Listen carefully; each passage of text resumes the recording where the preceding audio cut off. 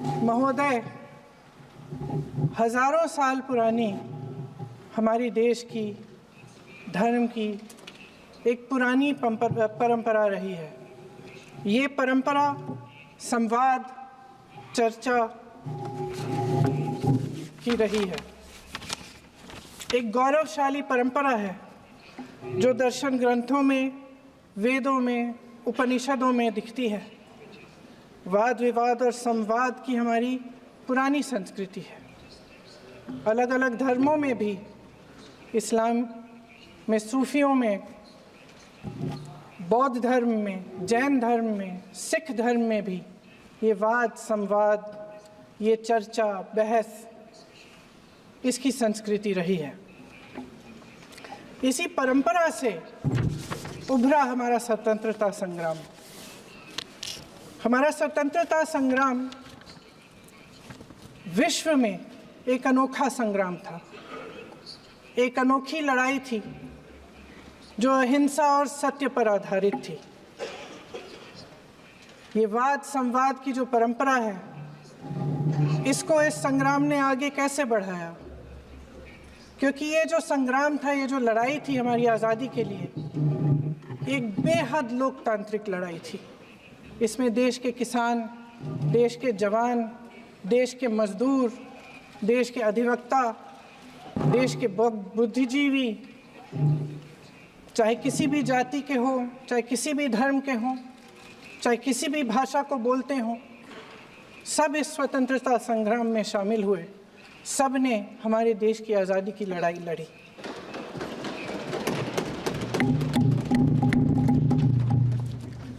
और उसी आज़ादी की लड़ाई से एक आवाज़ उभरी जो हमारी देश की आवाज़ थी।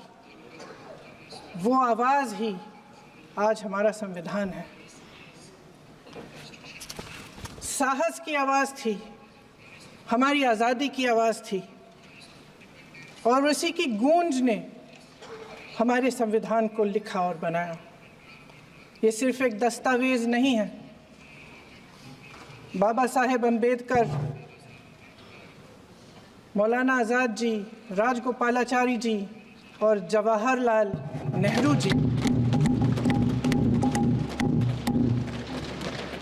और उस समय के तमाम नेता, जैसे आपने कहा, इस संविधान को बनाने की जो कार्य में सालों के लिए जुटे रहे। हमारा संविधान इंसाफ, उम्मीद, अभिव्यक्ति और आकांक्षा की वो ज्योत है जो हर हिंदुस्तानी के दिल में जलती है। अध्यक्ष महोदय, इस ज्योत ने हर एक भारतीय को ये पहचानने की शक्ति दी कि उसे न्याय मिलने का अधिकार है, कि उसमें अपने अधिकारों के लिए आवाज़ उठाने की क्षमता है, कि जब वो आवाज़ उठाएगा तो सत्ता को उसके सामने झुकना पड़ेगा। इस संविधान ने हर एक देशवासी को ये अधिकार दिया कि वो सरकार बना भी सकता है और सरकार बदल भी सकता है। ये ज्योत जो हर हिंदुस्तानी के दिल में जलती है, उसने हर हिंदुस्तानी को ये विश्वास दिया कि देश की संपत्ति में, देश की दौलत में, संसाधनों में उसका भी हिस्सा है, कि उसे एक सुरक्षित भविष्य की उम्मीद का अधिकार है, कि देश बनाने में भी उसकी भागीदारी है। उम्मीद और आशा की ये ज्योत मैंने देश के कोने कोने में खुद देखी है। उन्नाव में मैं एक रेप पीड़िता के घर गई, उसे जलाकर मार डाला था। वो शायद 20-21 साल की होगी। हम सबके बच्चे हैं। हम सोच सकते हैं कि अगर हमारी बेटी के साथ बार बार बलात्कार हुआ और फिर जब वो अपनी लड़ाई लड़ने के लिए गई तो उसको जलाकर मार डाला गया होता तो हम पर क्या बीतती। मैं उस बच्ची के पिता से मिली। उसके खेत जलाए गए थे, उसके भाइयों को पीटा गया था, उसके पिता को बाहर से घर के बाहर घसीट कर मारा गया था। उस पिता ने मुझे बताया कि बेटी, मुझे न्याय चाहिए। मेरी बेटी अपने एफआईआर को दर्ज करने के लिए जब ज़िले में गई तो उसको मना किया गया, अगले ज़िले में जाना पड़ा उसे। वो रोज़ सुबह 6 बजे उठकर तैयार होकर अकेली अपने मुकदमे को लड़ने के लिए अगले ज़िले में ट्रेन से जाती थी। उसके पिता ने मुझे कहा कि मैंने उससे कहा, बेटी अकेले मत जाओ, छोड़ दो ये लड़ाई। लेकिन उसकी बेटी ने उसको जवाब दिया कि नहीं पिताजी, मैं अकेली जाऊंगी, मैं लड़ूंगी, ये मेरी लड़ाई है, मैं इसको लड़ूंगी। ये लड़ने की क्षमता, ये हिम्मत उस लड़की को और करोड़ों भारत की नारियों को हमारे संविधान ने दी। आगरा में मैं अरुण वाल्मीकि के घर गई। अरुण वाल्मीकि पुलिस स्टेशन में काम करता था, सफाई का काम करता था। आप सोच सकते हैं हमारी तरह उसका भी परिवार था। नई नई शादी हुई थी, 2-3 महीनों का बच्चा था। पुलिस स्टेशन में चोरी हो गई।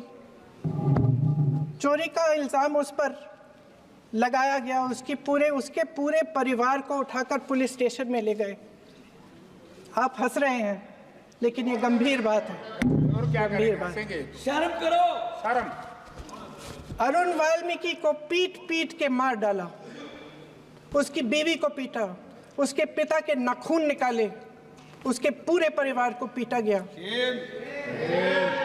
जब मैं उस जवान महिला से मिलने गई जो अभी अभी विधवा हुई थी, तो उसने मुझे कहा कि दीदी, हमें सिर्फ एक चीज़ चाहिए, हमें न्याय चाहिए और हम इस न्याय के लिए लड़ते रहेंगे, चाहे कुछ भी हो जाए।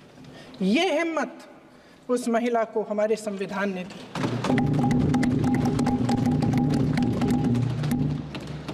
संभल के कुछ लोग आए थे हमसे मिलने, जो मृतकों के परिवार के सदस्य थे।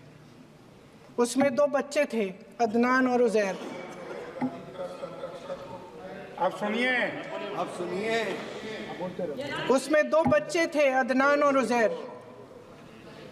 एक बच्चा मेरे बच्चे की उम्र का है, दूसरा उससे छोटा 17 साल का है। दर्जी के बेटे थे। दर्जी का एक ही सपना था कि वो अपने बेटों को पढ़ाएगा, लिखाएगा। एक बेटा डॉक्टर बनेगा, एक बेटा भी सफल होगा दूसरा बेटा भी अपने जीवन में सफल होगा। उनके पिताजी हर रोज उनको स्कूल छोड़ते थे। उस दिन भी स्कूल छोड़ने के बाद अपनी दुकान में चले गए। उन्हें पता नहीं था कि विवाद हो रहा है। उन्होंने भीड़ देखी, घर आने की कोशिश की तो पुलिस ने गोली से मार डाला। वो 17 साल का बच्चा अदनान मुझसे कहता है, वो 17 साल का बच्चा अदनान मुझसे कहता है कि मैं बड़ा होकर डॉक्टर बन के दिखाऊंगा, मैं अपने पिता का सपना साकार करूंगा। ये सपना, ये आशा उसके दिल में हमारे संविधान ने डाली। अध्यक्ष महोदय, हमारे देश के करोड़ों देशवासियों के संघर्ष में, अपने अधिकारों की पहचान में, इनकी कठिन से कठिन परिस्थितियों से लड़ने की अपार हिम्मत में और देश से न्याय की अपेक्षा में हमारे संविधान की ज्योत जल रही है। मैंने हमारे संविधान की ज्योत को जलते हुए देखा है और इसके साथ साथ ये भी समझा है कि हमारा संविधान एक सुरक्षा कवच है। एक ऐसा सुरक्षा कवच है जो देशवासियों को सुरक्षित रखता है, न्याय का कवच है, एकता का कवच है और अभिव्यक्ति की आज़ादी का कवच है। दुख की बात यह है कि मेरे सत्ता पक्ष के साथी जो बहुत बड़ी बड़ी बातें करते हैं, इन्होंने इन 10 सालों में यह सुरक्षा कवच, सत्ता पक्ष के मेरे साथियों ने ये सुरक्षा कवच तोड़ने का पूरा प्रयास किया है। संविधान में सामाजिक, आर्थिक और राजनीतिक न्याय का वादा है। ये वादा एक सुरक्षा कवच है जिसको तोड़ने का काम शुरू हो चुका है। लैटरल एंट्री और निजीकरण के जरिए ये सरकार आरक्षण को कमजोर करने का काम कर रही है। अगर लोकसभा में ये नतीजे नहीं आए होते तो ये संविधान बदलने का काम भी शुरू कर लेते। सच्चाई ये है अध्यक्ष महोदय कि आज संविधान बार बार इसलिए कह रहे हैं क्योंकि इस चुनाव में इनको पता चल गया कि इस देश की जनता ही इस संविधान को सुरक्षित रखेगी, कि इस चुनाव में हारते हारते जीतने से इन्हें एहसास हुआ कि ये संविधान बदलने की बात इस देश में नहीं चलेगी। आज जनता की मांग है कि जाति जनगणना हो। सत्ता पक्ष के मेरे साथी ने इसका जिक्र किया। ये जिक्र भी आज इसलिए हो रहा है क्योंकि चुनाव में ये नतीजे आए। ये जाति जनगणना इसलिए जरूरी है ताकि हमें पता चले कि किसकी क्या स्थिति है और नीतियां उस हिसाब से बने। इनकी गंभीरता का प्रमाण ये है कि जब चुनाव में पूरे विपक्ष ने जोरदार आवाज उठाई कि ये जाति जनगणना होनी चाहिए तो इनका जवाब देखिए। इनका जवाब भैंस भाग भैंस चुरा लेंगे, मंगलसूत्र चुरा लेंगे, इनका ये जवाब था। ये गंभीरता है इनकी जाति जनगणना पर।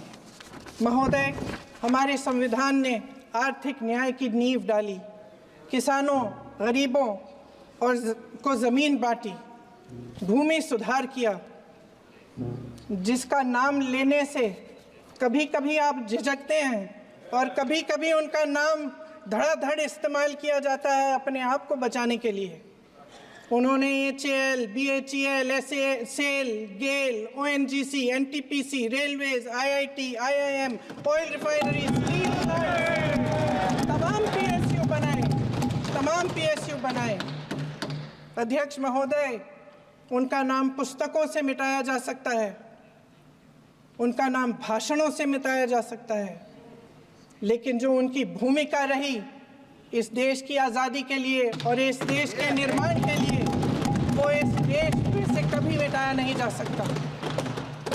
75 सालों में जनता का भरोसा रहा कि नीतियाँ बनेंगी तो जनता की भलाई के लिए बनेंगी।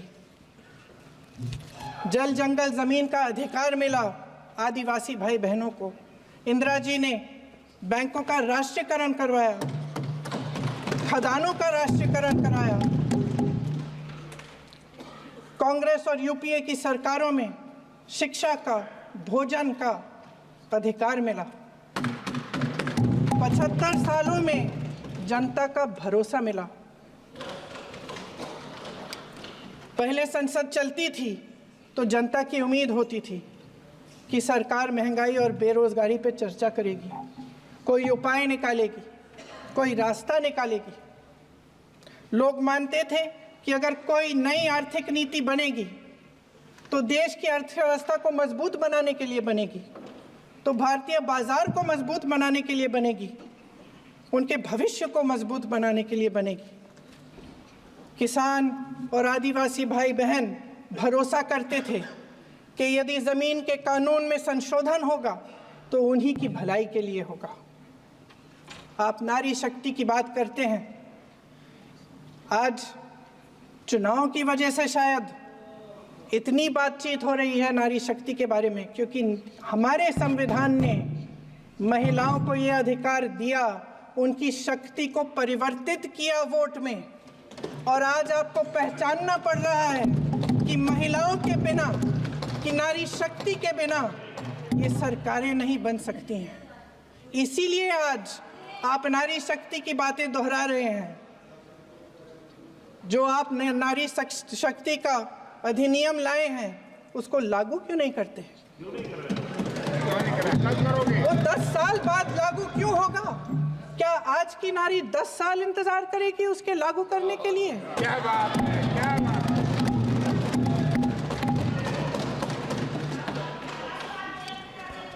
आज संसद में बैठे हुए सत्ता पक्ष के मेरे साथी ज्यादा से ज्यादा अतीत की बातें करते हैं।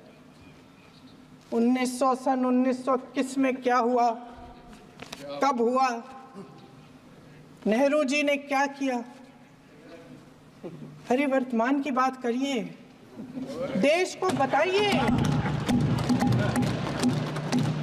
आप क्या कर रहे हैं, आपकी जिम्मेदारी क्या है? कि सारी जिम्मेदारी जवाहरलाल नेहरू की है? अध्यक्ष महोदय जी, ये सरकार आर्थिक न्याय का सुरक्षा कवच तोड़ रही है। आज संसद में बैठी ये सरकार बेरोजगारी और महंगाई से जूझ रही हमारी जनता को क्या राहत दे रही है?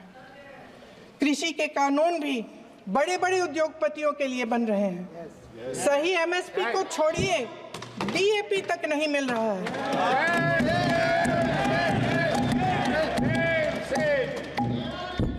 वायनाड से लेकर ललितपुर तक इस देश का किसान रो रहा है। आपदा आती है तो उसको कोई राहत नहीं मिलती। भगवान भरोसे है आज इस देश का किसान, उसको छोड़ दिया गया है। आज हिमाचल में देखिए, जितने भी कानून बने हैं वो सब बड़े बड़े उद्योगपतियों के लिए बन रहे हैं। हिमाचल में जो सेब उगता था, उसके जो छोटे छोटे किसान हैं वह रो रहे हैं, क्योंकि एक व्यक्ति के लिए सब कुछ बदला जा रहा है। सुनने की हिम्मत रखो।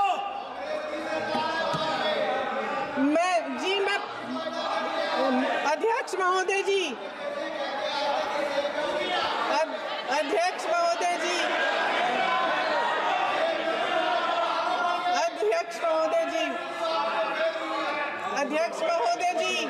सारे कोल्ड स्टोरेज प्रदेश की सरकार ने नहीं दिए, कोल्ड स्टोरेज आपकी सरकार ने दिए।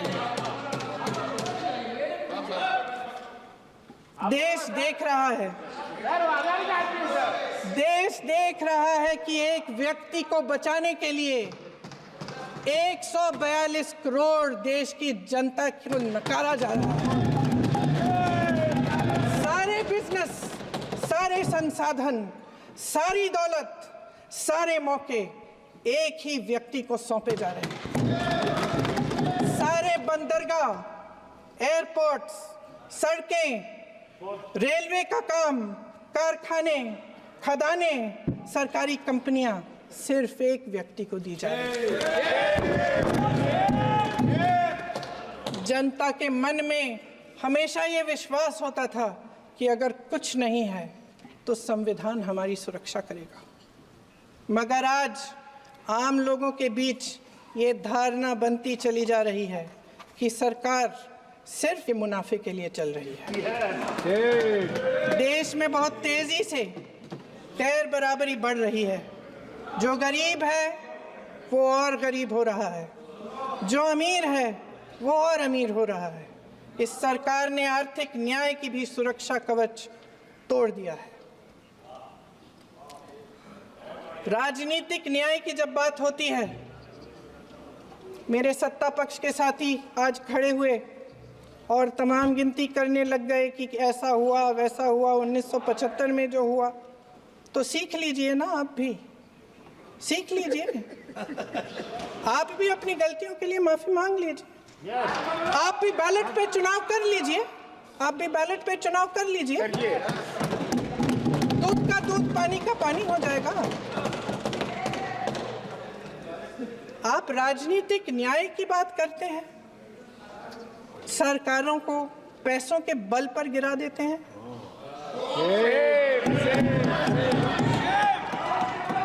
मेरा आग्रह है कि अपन संविधान में सकारात्मक बोले।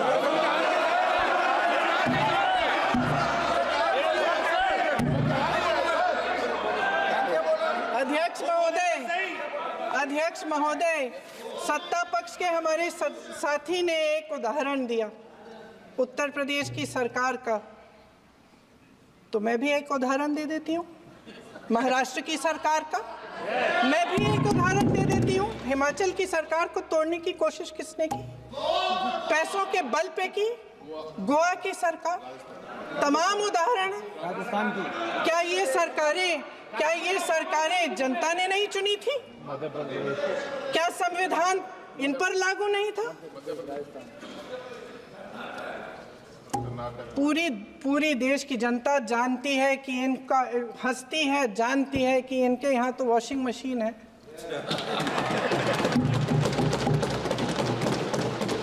तो यहाँ से वहाँ जाता है वो धुल जाता है। इस तरफ दाग, उस तरफ स्वच्छता। और मेरे कई ऐसे साथी हैं जो इस तरफ होते थे उस तरफ चले गए, मुझे दिख भी रहे हैं वॉशिंग मशीन में शायद धुल गए हैं। अध्यक्ष महोदय, जहां भाईचारा और अपनापन होता था, जहां हमारे संविधान ने एकता का सुरक्षा कवच दिया था, वहां शक और घृणा के बीज बोए जा रहे हैं। एकता का सुरक्षा कवच तोड़ा जा रहा है। प्रधानमंत्री जी यहाँ सदन में संविधान की किताब को यूं माथे से लगाते हैं, लेकिन संभल में, हाथरस में, मणिपुर में जब न्याय की गुहार आती है, उठती है, तो उनके माथे पे शिकन तक नहीं आता।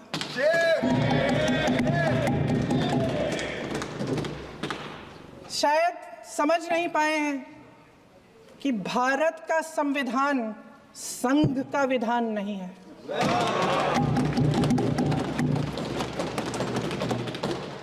भारत के संविधान ने हमें एकता दी, हमें आपसी प्रेम दिया। उस मोहब्बत की दुकान जिस पर आपको हंसी आती है, उसके साथ करोड़ों देशवासी चले।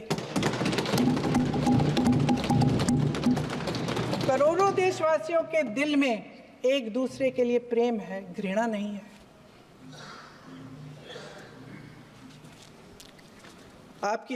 इनकी जो विभाजनकारी नीतियां हैं, उसका नतीजा हम रोज देखते हैं। राजनीतिक फायदे के लिए संविधान को छोड़िए, देश की एकता को भी ये रख नहीं सकते, इसकी सुरक्षा नहीं कर सकते। हमने संभल में देखा, मणिपुर में देखा। दरअसल इनका कहना है कि अलग अलग इस देश के अलग अलग हिस्से हैं, लेकिन हमारा संविधान कहता है कि ये देश एक है और ये देश एक रहेगा। जहां खुला विवाद होता था, अभिव्यक्ति का सुरक्षा कवच होता था, इन्होंने भय का माहौल पैदा किया है। सत्ता पक्ष के मेरे साथी अक्सर 75 सालों की बात करते हैं, लेकिन इन 75 सालों में ये उम्मीद, आशा, ये अभिव्यक्ति की ज्योति कभी थमी नहीं, कभी बुझी नहीं। इस देश की जनता ने खुलकर आलोचना की, निडर होकर धरने किए, प्रदर्शन किए। जब जब जनता नाराज हुई, तब तब सत्ता को ललकारा, उसे चेतावनी दी, बड़े से बड़े नेताओं को कटघरे में खड़ा किया, उनसे जवाब मांगा, न्याय मांगा। इस देश के छोटे छोटे से नुक्कड़ की दुकानों में, चाय की दुकानों में, इस देश के घरों में, गलियों में, मोहल्लों में, अखबारों में, प्रकाशन घरों में, न्यायपालिकाओं में चर्चा कभी बंद नहीं हुई। लेकिन आज ये माहौल नहीं है। आज जनता को सच बोलने से डराया जाता है, धमकाया जाता है। पत्रकार हो या विपक्ष का नेता हो या किसी यूनिवर्सिटी का प्रोफेसर हो, छात्र संघ हो या कर्मचारियों का संगठन हो, सबका मुंह बंद कराया जाता है। किसी पे ईडी, किसी पे सीबीआई, किसी पे इनकम टैक्स, फर्जी मुकदमे लगवाए जाते हैं, जेल में डाल दिया जाता है, विपक्षी नेताओं को जेल में डाल दिया जाता है, उनको सताया जाता है। किसी को नहीं छोड़ा इस सरकार ने। देशद्रोही कह के उत्तर प्रदेश में मुझे याद है कुछ अध्यापिकाएं प्रदर्शन कर रही थी, उन पर मुकदमा डाल दिया देशद्रोही का, उन्हें देशद्रोही कह दिया। इन्होंने देश का पूरा माहौल भय से भर दिया है। इनकी मीडिया की मशीन झूठ फैलाती है, तरह तरह के आरोप लगाती है, और शायद वह भी भय में ही है। महोदय, मैं इस सदन को याद दिलाना चाहती हूँ कि ऐसा डर का माहौल देश में अंग्रेजों के राज में था। जब इस तरफ बैठे हुए गांधी की विचारधारा वाले लोग आज़ादी की लड़ाई लड़ रहे थे और उस तरफ वाली विचारधारा वाले लोग भय में रहकर अंग्रेजों के साथ साठगांठ कर रहे थे। लेकिन अध्यक्ष महोदय, भय का भी अपना स्वभाव होता है। भय फैलाने वाले हमेशा भय का खुद शिकार बन जाते हैं। ये प्रकृति का नियम है। आज इनकी भी यही हालत हो गई है। भय फैलाने के इतने आदी हो गए हैं कि खुद भय में रहने वाले हैं। चर्चा से डरते हैं, आलोचना से घबराते हैं। कई दिनों से हम मांग रहे हैं कि चर्चा करिए, लेकिन चर्चा करने की हिम्मत ही नहीं है।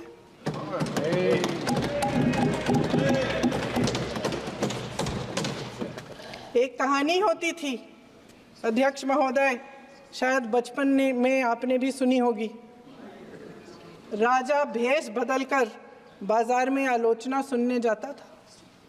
ये सुनने जाता था कि प्रजा मेरे बारे में क्या कह रही है, मैं सही रास्ते पे चल रहा हूं कि नहीं। लेकिन आज का राजा, भेष तो बदलते हैं आज के राजा, शौक तो है उनको भेष बदलने का, लेकिन ना जनता के बीच जाने की हिम्मत है और ना आलोचना सुनने की। महोदय, मैं तो सदन में नहीं हूं।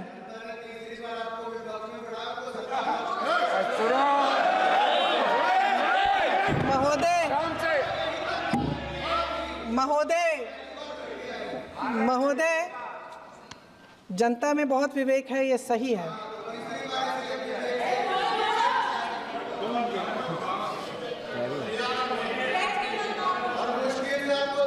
अच्छा महोदय, मैं सदन में नहीं हूँ, कुछ हाँ ठीक है, मैं सदन में नहीं हूँ, मात्र 15 दिनों से आ रही हूँ। लेकिन मुझे ताज्जुब होता है कि इन 15 दिनों में इतनी बड़े इश्यूज हैं, इतनी बड़ी बातें हैं, प्रधानमंत्री जी मात्र एक दिन के लिए शायद 10 मिनट के लिए दिखे हैं सब।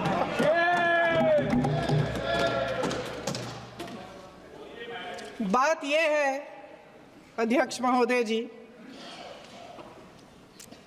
कि ये देश भय से नहीं, साहस और संघर्ष से बना है। इसको बनाने वाले देश के किसान, जवान, देश के करोड़ों मजदूर और गरीब जनता है। संविधान इनको साहस देता है। मेहनती मिडिल क्लास है। और इस देश के जो करोड़ों देशवासी हैं, जो रोजाना भयंकर परिस्थितियों का सामना करते हैं, उनको साहस देता है। वायनाड में जो आपदा आई, उसमें एक छोटा लड़का था 17 साल का। 6 घंटों के लिए उसने अपनी माँ को बचाने की कोशिश की। 6 घंटों के लिए आप सोच सकते हैं कि अगर नदी की धारा बह रही है, नाराज है, आप अपनी माँ को पकड़े हो, 6 घंटों के लिए पकड़े रखते हो कि मेरी माँ बच जाएगी, और अंत में वो माँ भी बह जाती है। उस लड़के का साहस, उन महिलाओं का साहस जो पीड़ित हैं लेकिन फिर भी अपनी लड़ाई लड़ रहे हैं, उन संभल के बच्चों का साहस जिनके पिताजी अभी गुजर गए, लेकिन फिर भी उनके सपनों को साकार करने की हिम्मत है, उनका साहस है। वो साहस इस संविधान ने दिया है।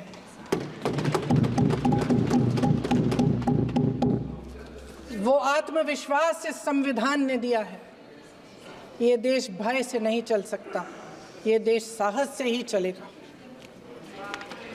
भय की भी सीमा होती है, और जब वो सीमा पार हो जाती है, जब किसी को इतना दबाया जाता है कि उसको लगने लगता है कि अब मेरे पास खोने के लिए कुछ नहीं है, तब उसमें एक ऐसी शक्ति पैदा होती है जिसके सामने कोई कायर खड़ा नहीं हो सकता।